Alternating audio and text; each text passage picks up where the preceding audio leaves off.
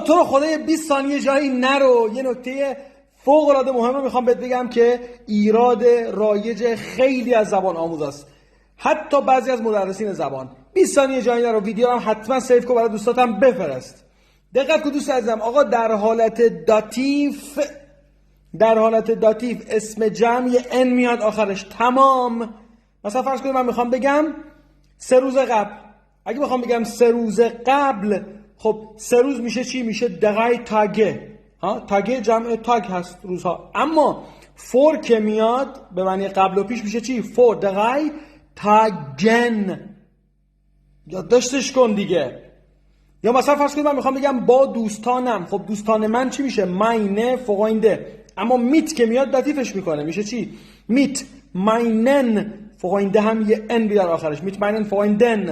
حتما یادداشت کن برای دوستات بفرست. پیج منم فالو کن.